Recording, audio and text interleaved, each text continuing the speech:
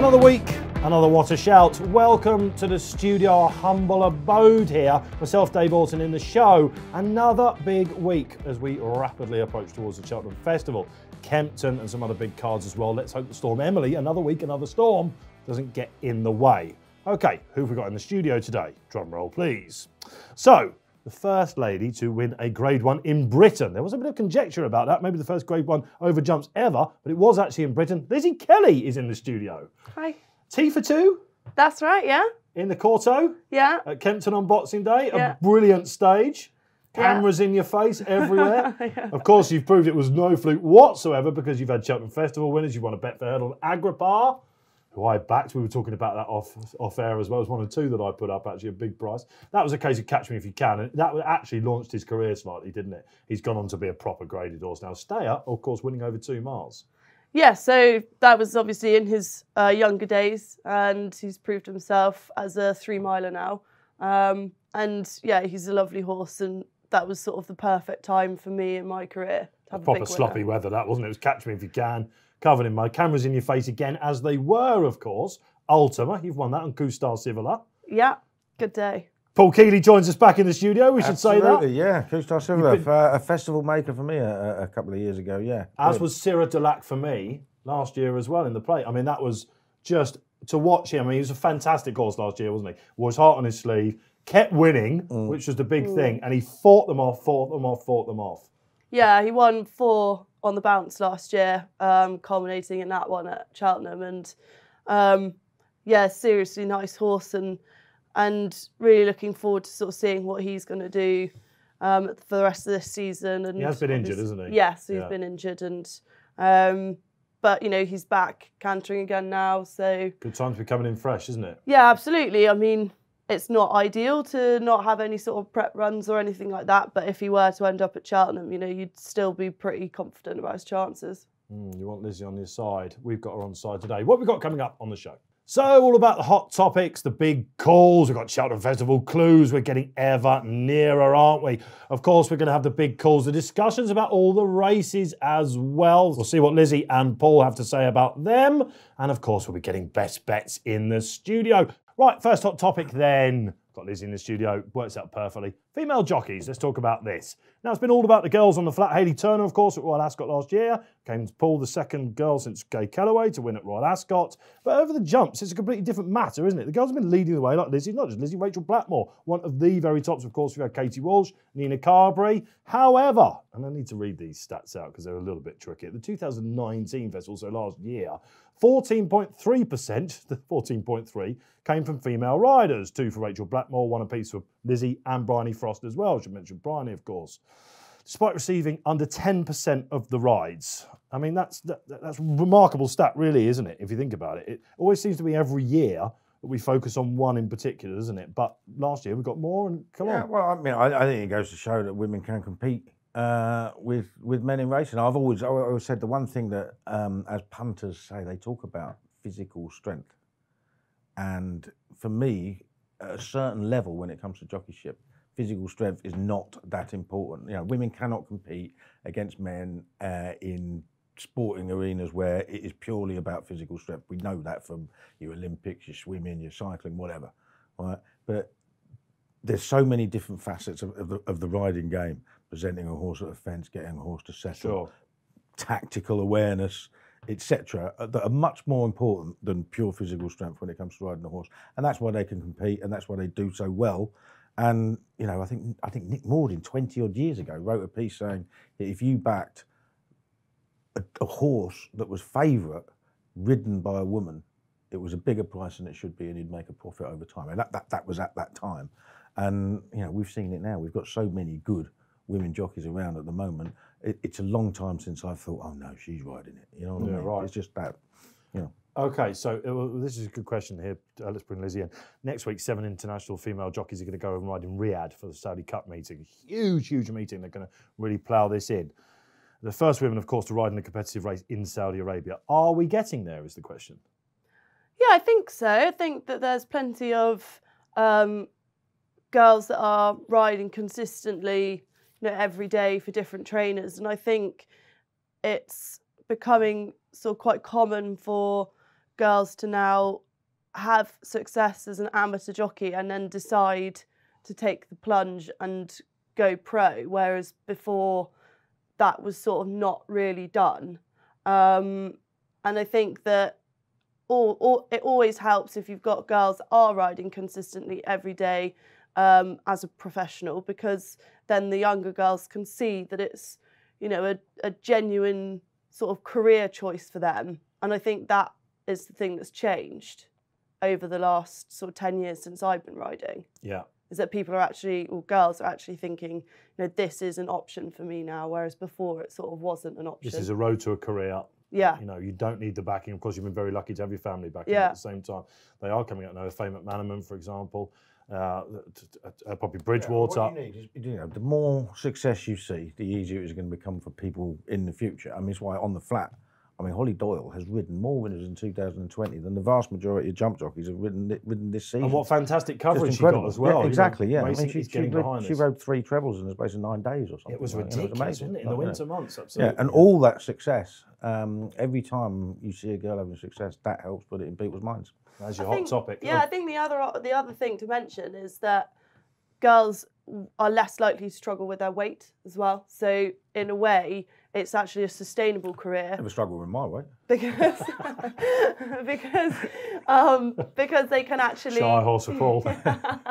Hey, I identify as a jump then jockey. I feel sorry Anyone who says I can't do 10 stones or bigger. But yeah, so I think like that is a massive element for any jockey. And if you can do the weight standing on your head, having had a full breakfast and a coffee on the way to the races, like you are a happy person. So I think it helps. Okay, well, there's your hot topics. Saudi Arabia, look out, the girls are coming. Right then, I love this bit every week. We're getting ever closer. Cheltenham Festival clues another weekend at Ascot and at ADONIS in particular, and in Ireland. But we've got to start in Ireland. We talked about it all last week on the show. The most famous horse in Britain and Ireland, Tiger Roll, was back. Of course, he won the Boyne Hurdle called Kealy in 2019 doing handsprings. Where did that come from? In an ironic twist, the horse that was favourite to beat him last year, Cracking Smart, the stablemate absolutely romped home in the race this year.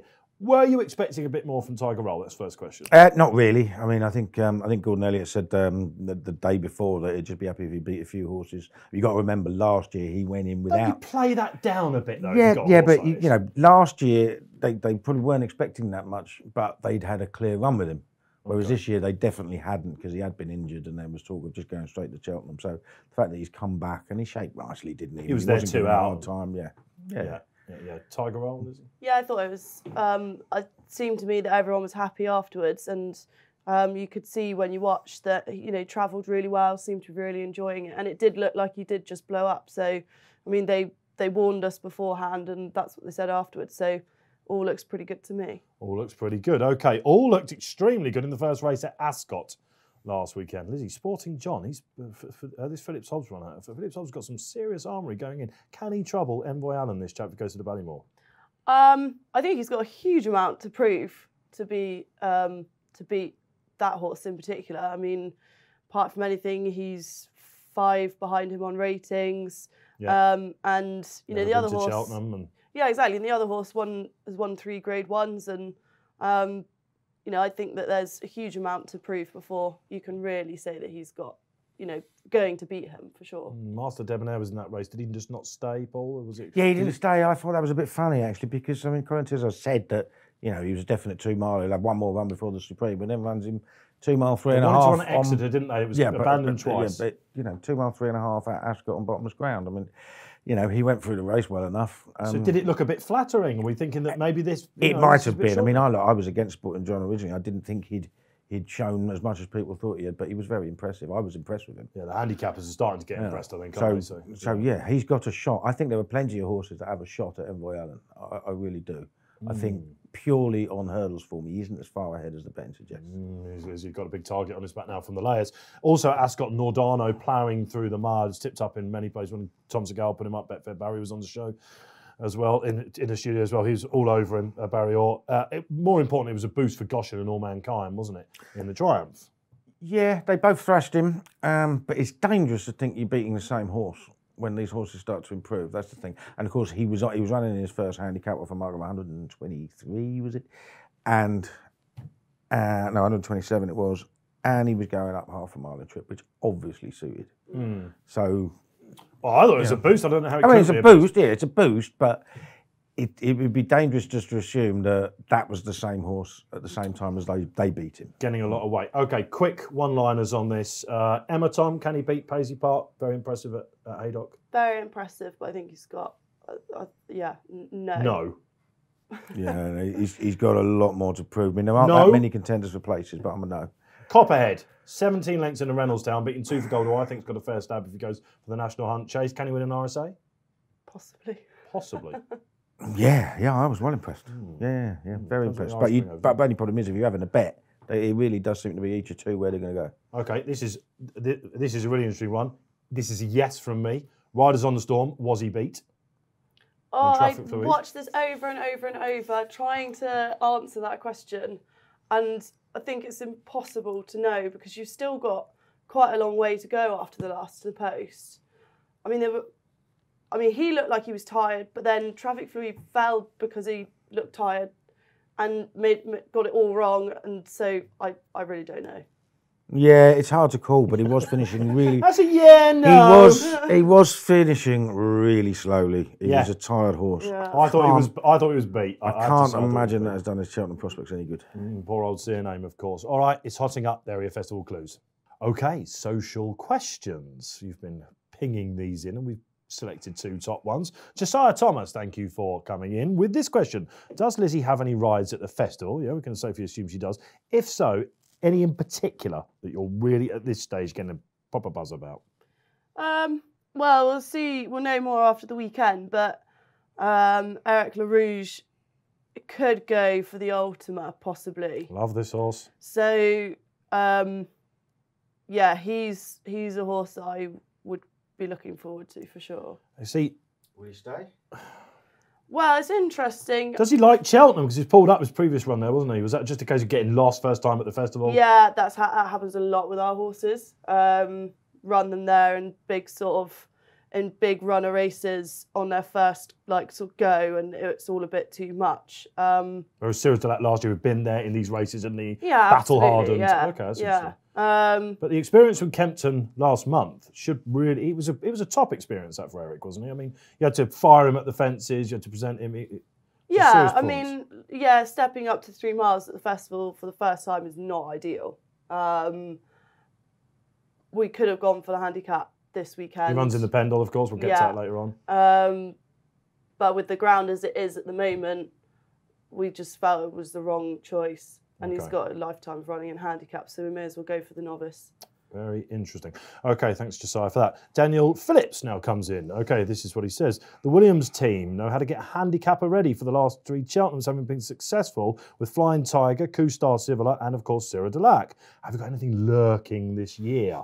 Coup-Star, Cyril, sorry, I should say. Would you think if he came back in the A1 shape, this is a Cyril that won last year, we've seen what Janica has done for the form since, is he still potentially ahead of his mark? Oh yeah, if he's gonna get back on the same path that he was on, Ryanair-ish, I think that he's a serious horse.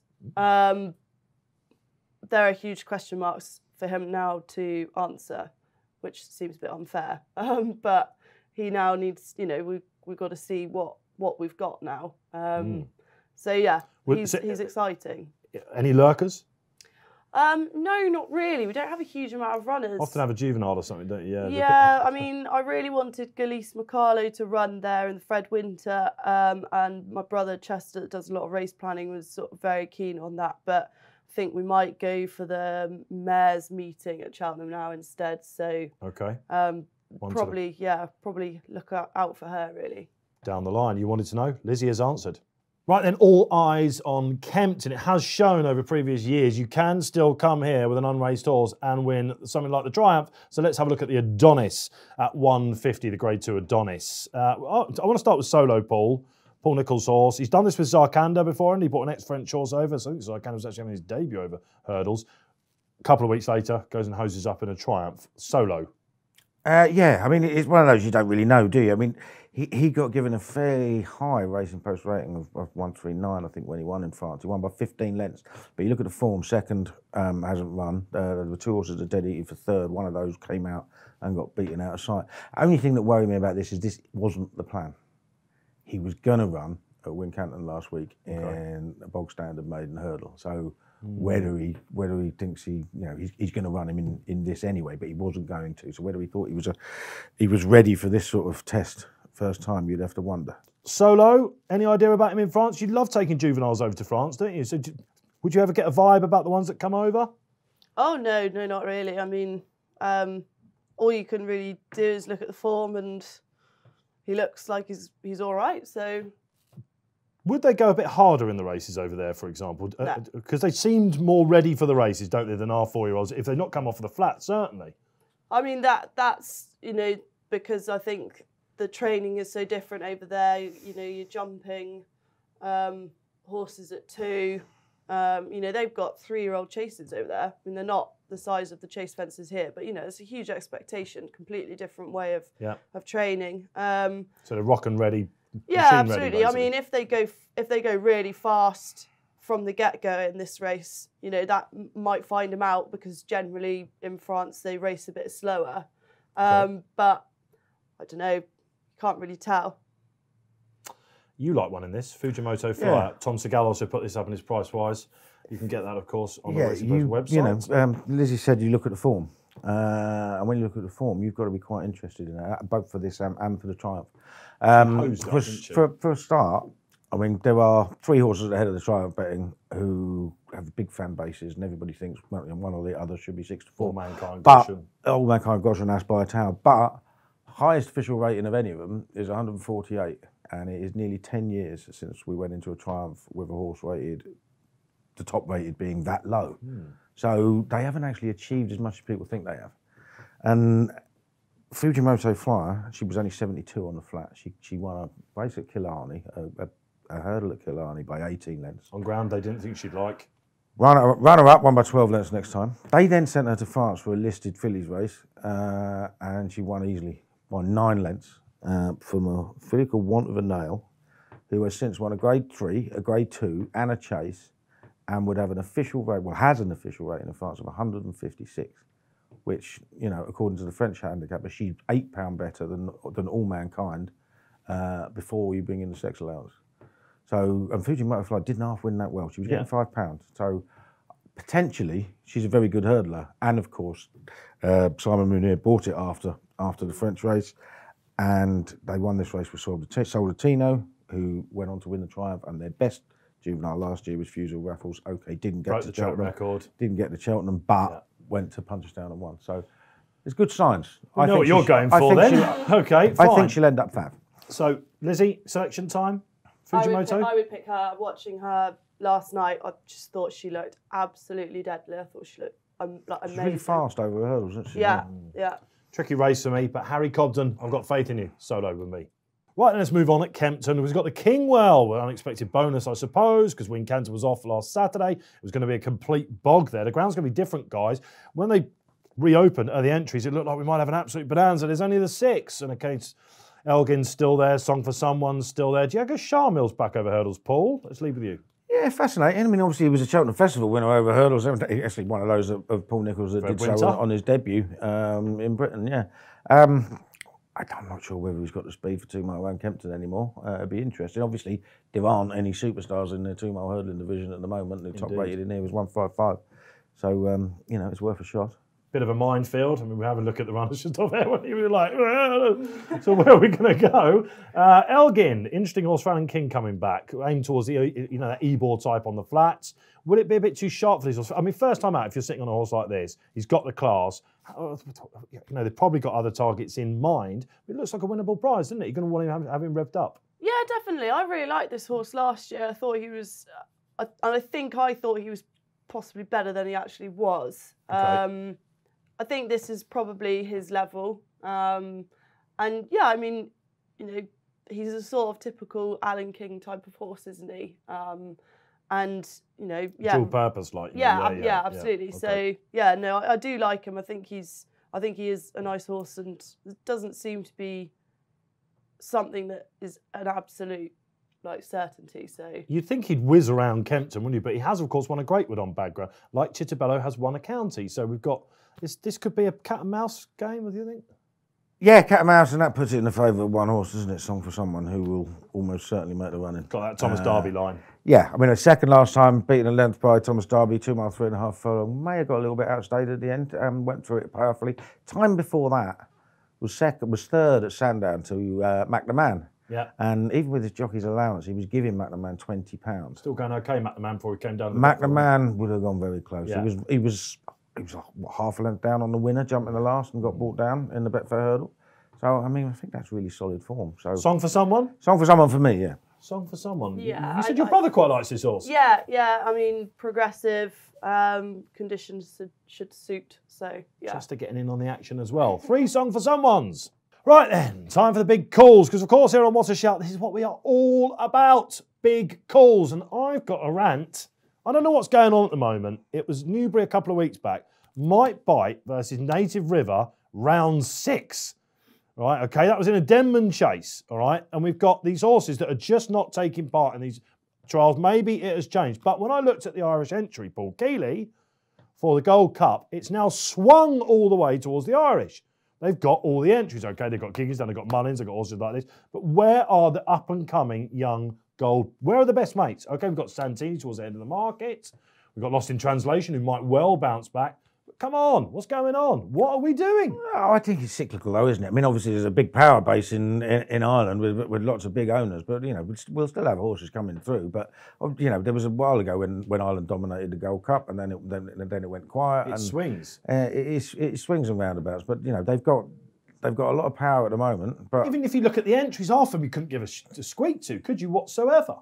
So No, where exactly, are no. the young? Where are the young horses coming up? Why didn't Clanders Oboe go to Newbury, for example? You know, okay, they want to leave him fresh and all that sort of stuff, but it's a road. Well, that's right. Well, we've got this situation now where people want horses to be as fresh as possible for the spring, and they don't run them throughout the season. So look at Henrietta Album Knight was Photo. getting all that stick with Best Mate, and now everyone's copying the model. Oh, she deserved that stick. Spoiled it for all us racing fans, because now everyone wants to do it. But we're not seeing the King George winner, are we? We're probably going to see him at Cheltenham, in my opinion. He's probably still going to fall out the back of the telly again. And we're going to have to wait till Joe Bunches down to see him back. I know. Yeah, I know exactly what you're saying. But that's the whole point. There are 3 spring festivals, and it's all about this. Yeah, exactly. Even the winner, Album Photo's not been seen. Now, this is something you two are going to have a bit of a tete-a-tete, so I should just sit back and let this happen. Right? Yeah. Well, But, I mean, we go. You know, we talk about spring festivals. We talk about, you know, all those, you know, constant talk about having another day and adding more races to the festival and diluting it even further. We've got Tuesday of the Cheltenham Festival.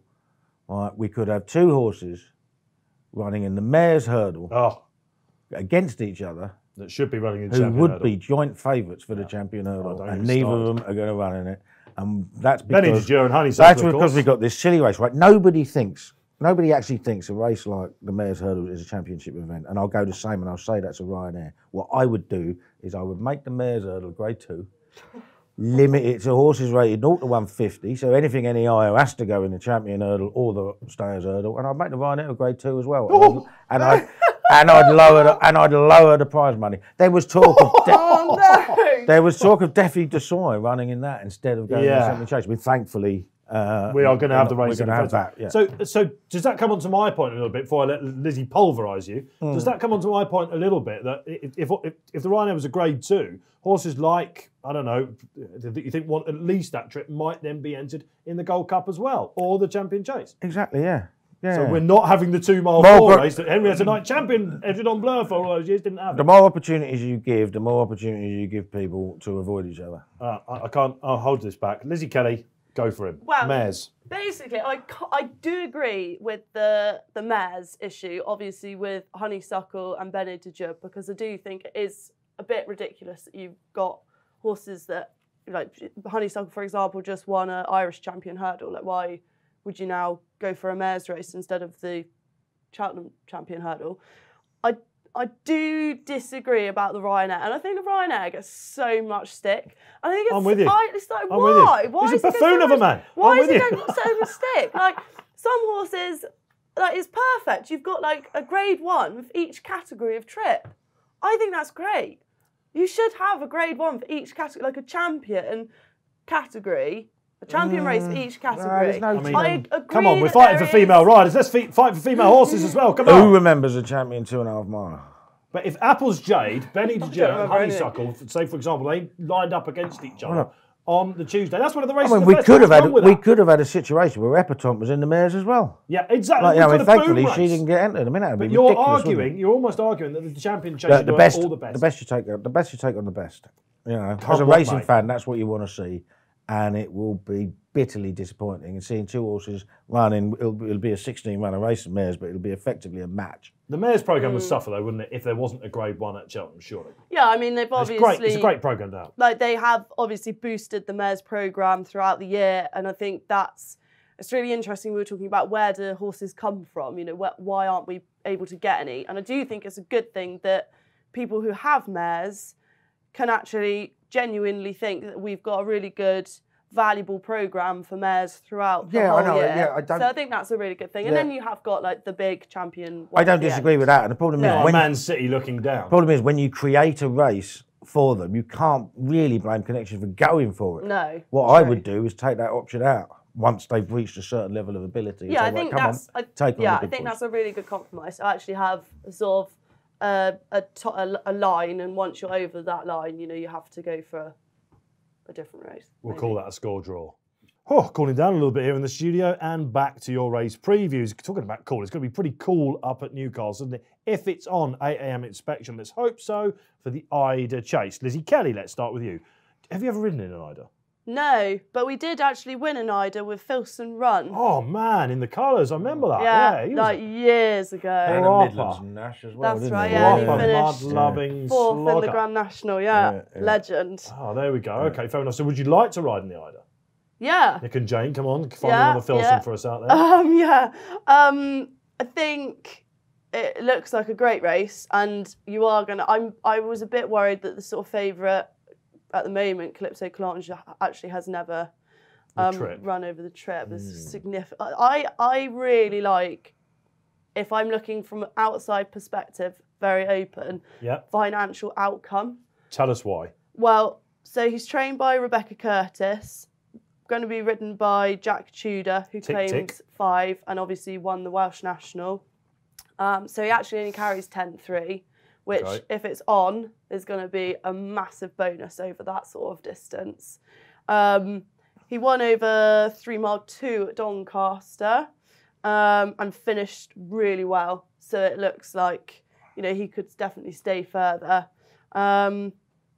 It's the sort of race he does well in, isn't it? Yeah, it's sort of like, if you're looking through the trainers for the race and you see Rebecca Curtis for that sort of long distance, you're sort of like, that's worth looking at. Is that madness? Or?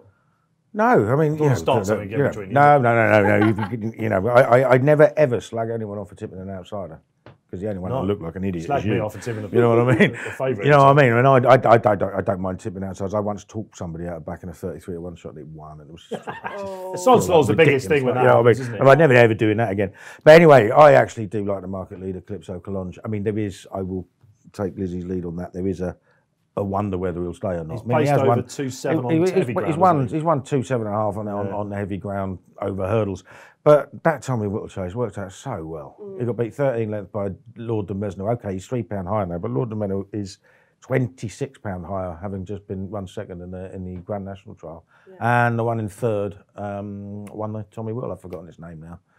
Vintage Clouds. Yes, that's it. Yeah, he won the Peter Marsh. Sorry, not Tommy Whittle. He won the Peter Marsh. So I mean, that's really, really good form. You know, he's £9 higher, and Ollie Murphy keeps entering him in these big, valuable chases. But he's always he always entered in these races where something's so high up the weights it keeps him miles out of the handicap, so he doesn't run. The EIDER chase is always a much, much lower class race. Hence, he's now going 11 stone 6 instead of being wrong at the weights. I think he's very well treated. The classiest EIDER we've ever seen. You can get horses in the top 140s. Yeah, this is the highest rated 135. On that note, I like Glittering Love for Nikki Richards. She might not have the class so far, but I think everything about it definitely looks like she's been trained for the race. So, financial outcome, Calypso and Glittering Love in the EIDER. Let's get back to Kempton then, one of the handicaps of the weekend, and indeed the only part of the year is the KEMPTON-BETWAY handicap chase, known for us, of course, as a racing post chase for a long time. Some fantastic horses won it over the years. Remember Marlborough, of course, Gloria Victis, brilliant horses like that. Maybe not, you know, an absolute star in it this year. Adrian Dupont, market leader. He loves Kempton. Do you see him bouncing back? Yeah, I mean, things haven't really gone his way, have they, recently? Ground was against him last time. And I think he's only £3 higher than his last winning mark, which admittedly was a while ago now. Yeah, I mean, he is really classy, isn't he? And in the surname colours, likes the ground. Yeah, absolutely. He likes the track and has actually beaten Justice Sting. Yes, he has. Yeah, I thought that was interesting form line. Paul, did you see that form line? Yes, it was an interesting form line. And, you know, it was one point I'd been backing Adrian Dupont all the time before that, and he kept travelling and travelling and then finding nothing. And then he turns up with Kempton and he absolutely bolted up. Like, you know, and then it's gone badly for him since. He could easily bounce back. There are loads of horses with Kempton form, though, aren't there? Okay. Eke one out for us. Well, double shuffle for a start. Twice a runner-up. Twice a runner-up. Second, a Mike Bite and the King George. Can he win as a 10-year-old? Older horses won. Nakarat won it. Obviously, he'd won in King George's as well, and he'd won a great horse. And you know, he won it a couple of times. He'd won a Grade 1 bowl at Aintree as well, hadn't he? So you know, these classy horses who like the track can come back, and he's what, £4 lower than last year, I think. Double shuffle, a little bit lower anyway. Okay. So this would have been his big target, you think? He's got a shout. Yeah, you know, it's one of those. Is that the way you're leaning? It'll be. No, it's not actually. But he's got a shout. He's got a shout. That was a double shuffle. I mean, it's funny enough. His best form is actually on soft ground, but I've always thought he wanted decent ground. Double shuffle. I know he was soft but he was at the top of his form when he was second in King George. They're hoping to have some good in the ground, we should say. Yeah, so I just said something on the BHA part, something like linear decompactor. Oh, what was that? No idea what it meant. Barney Clifford bamboozling us with that. Yeah, exactly. But you know, it's going to be better than we should be expecting at this time of year. I mean, you know, I don't live that far away from Kempton, and you know, every park I go in with a dog is half submerged. But so who's going to win on your home turf? Right, what more? Trained by Henry Daly, won a race years ago. Two for gold last time, found trouble. Found trouble. Does he jump well enough? That'd be my question. Don't know. I wouldn't mind seeing a more prominent way. Richard Johnson actually let him drop 5 lengths off the second last, going down the back straight, but he was still going well. Yeah. He did edge out to his right then as well. Don't know how much to read into that, because when he first ran, he edged out to his left a little bit at Huntingdon. So it's hard to say, but that was good form, that. Third to Dave Under Carjack. Who's got just ahead, a big benchmark also the Grade 1s, isn't he? Yeah. I mean, and that was on reasonable ground. So the drier it gets, the more I'd fancy him. But he's only got 10 stone 5. I think he's going to be a better chaser than he was a hurdler, and he's now got a slightly lower mark over fences than he did hurdles. Last win over hurdles was on good ground, wasn't it? I watched back at that Warwick one. I teetered with. I just wondered about his jumping. When he was good, he was very good. And he just fiddled at those last 2. Maybe that's because he found the trouble. I always find if a horse is very good when he's good, then at some point he's going to click and he's going to end up being very good. You know what I mean? Every novice makes tiny mistakes. There have been 4 novice winners since 2011 as well. Okay, so what more for you? Lizzie Kelly?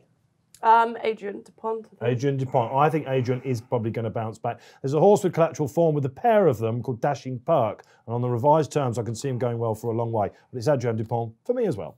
Right, Saturday action wrapped up. Let's have a look at Sunday. And of course, you know, with Cheltenham coming, the Irish action, maybe not quite as odd as it is. There's a couple of graded races. But it's Fontwell's turn to shine, isn't it? And on a Sunday. And we should come to you really first for this, Lizzie, because one of our favourites runs with Monsieur Lecoq in the National Spirit. Ireland last time. I've got a lingering question about this. Obviously, he probably got a little bit lost in that race. Was the ground probably a bit too good for him? Yeah. How did the race feel to you, the Honeysuckle race? Yeah, I mean, it wasn't quite as quick as I thought it was going to be. I hadn't ridden at Leopardstown before. Once you go past the wing post, you're actually going downhill, so you sort of travel quite well down that hill. It felt like they got racing quite early. Okay.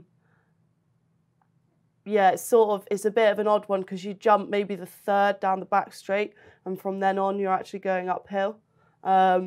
So yeah, it was a bit of a strange one because you kind of had to be able to get on with it, but not be there too early. So he didn't negate it that well. No, the ground was like very, very good. Okay. And it was a real shame because you know you're sort of hoping for On ratings, he would have had a squeak, wouldn't he? Yeah. So, but this is going to be a lot more up his bag, right? Yeah. What about the trip? Because it's a proper hill at Fontbell. It is, yeah. I have never really had any doubts that he stays. I think the champion hurdle in Leopardstown made it very clear that at that level he's not quick enough. Right. And he could go with them. Think about him at Sandown, don't you? Of course, taking off late in the day. But he could keep up with them, but he couldn't quicken with them. And obviously we want him to be a Grade 1 horse, so there's not much point sticking around at 2 miles. Have you teetered with the idea of fences with him? I'm assuming you have. Yeah, I was absolutely adamant that I wanted to go chasing this year. I was so looking forward to it, and then they said he wasn't going chasing. So. A bit late for that now, Lizzie. Yeah. Well, he's still young enough though, isn't he? Yeah. I mean, he has shape, you know, it's one of those where you don't know whether he just wants a flat out 2 mile in a big field on bad ground. We're going to find out, aren't Or we? he just wants further. I mean, you know, he's shaped like, he does shape like he wants further. It's a good race to go in though. I mean, as the horse I backed for the champion hurdle is in the race. I thought Thomas Darby would have had a good shot at the champion. Well, on ratings, you're absolutely right. Yeah, I mean, he's one of the highest rated horses in the race. And second, of course, in the Supreme. Second in the Supreme, flies up the hill. But not going to run. But not going to run, apparently, no. I mean, I cannot understand it. But obviously he stays well enough because he beat Song for Someone over 2, 3.5 at Ascot. So he's the one to beat on Sunday. I think he's probably just about the one to beat. Yeah, it's a tight little race though. We have seen some upsets in this race. I remember Barracuda only just getting over the line. A great Barracuda only just getting over the line. Monsieur Lecoq, should we be waiting for the markets to come up? Yeah. You're confident? Yeah, I mean, I'm looking forward to it. Obviously, there's that little question mark about the trip, but yeah, I think everyone's pretty happy. Could improve for it, couldn't it? Yeah. That's what we'd be looking for, I think. Okay, Monsieur Lecoq, this is big day. Okay, best bet time of the weekend, 3 weekend winners. I'm going to start off. I hope you're watching Down Under last week where we sent you back Alligator Blood down there. And one of the best mares anywhere on the planet runs, Melody Bell. She runs at Caulfield. It's run about 3:50 in the morning. Get on that if you possibly can. However, I know it's a bit random, isn't it? Listen, it's hotting up Down Under. There's some amazing horses. Hanseatic runs on the card. Godolphin's best sprinter. He's going to be this year. Ran over. Okay, but would you ever stay up for that sort of thing? Oh, I've got time to look at other racing jurisdictions. There's enough horses in Britain. And You'd rather get on the slots. Thank you very much. Yeah, there's no jumpers. That's it. Like, well, it's hotting up Down Under. So anyway, look out for Melody Bell. However, I am on a hat trick. I should just say that. Thank you very much. All at Lingfield. So I'm going to go for the Heaver. Obviously no catchy, terribly no catchy in this, but Good Effort. The pathway has been left open for him. He shouldn't be odds against. Good Effort will outclass them, I think, in that as 205 at Lingfield. Lizzie Kelly. The Futomotor Flyer in the Adonis. Yeah, really keen on that. Yeah, I don't normally get sort of overly excited watching the races, but watching her was, you know, she looks so good. So yeah, big fan. You're happy with that, but do you have a single? Yeah, well, I just go for a little bit of a bigger price. Calypso Collonge in the EIDER. I just think pure handicapping terms, he's very, very well handicapped, and you've got to take a chance on him staying. 3 weekend winners right there. Oh, that's all we've got time for then. Another What's a Shout done and dusted. Kempton, the main action. My thanks to Paul Kealy. Good to have you back, Paul. Winners are waiting. Lizzie Kelly, thanks very much for coming in. Good luck on Sunday, Monsieur Lecoq. Thank you. And you're not a stranger to the Racing Post, of course, because you have sat on the news desk here. Will we have you back potentially in the future writing some stories at another angle we might have? Maybe. We'll see what happens. That is if Monsieur Lecoq goes over fences or not. We'll see. Note Jane and Nick Williams out there. Okay, so leave us all your comments. We love to see them on Twitter, YouTube, however you're watching. Don't forget, of course, to download the free Racing Post app on the App Store or the Play Store itself. And remember, whatever you do this weekend, gamble responsibly.